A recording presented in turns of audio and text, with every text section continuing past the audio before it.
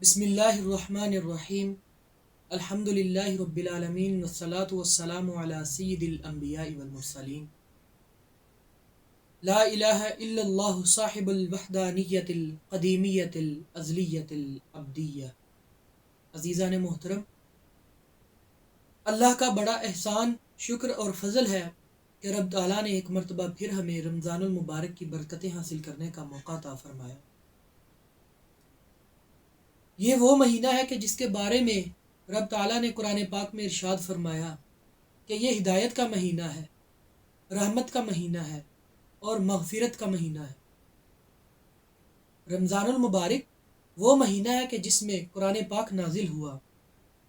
رمضان ہمیں صبر، تقوی اور اخلاص کا درس دیتا ہے۔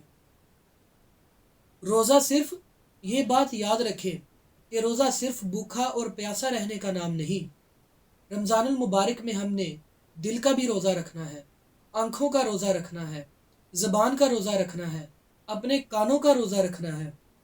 نبی کریم صلی اللہ علیہ وآلہ وسلم نے ارشاد فرمایا کہ جو شخص ایمان اور اخلاص کے ساتھ رمضان المبارک کے روزے رکھتا ہے اس کی پچھلے گناہ معاف کر دیے جاتے ہیں۔ اب سوال یہ پیدا ہوتا ہے کہ رمضان المبارک کا مقصد کیا ہے؟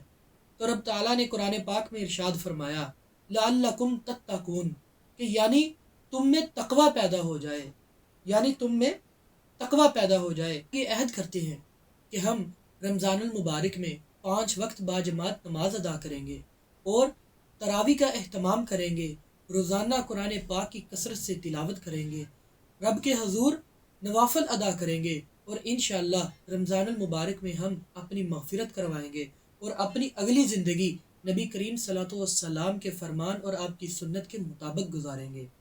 آپ تمام احباب کو رمضان المبارک کا بابرکت مہینہ بہت بہت مبارک ہو۔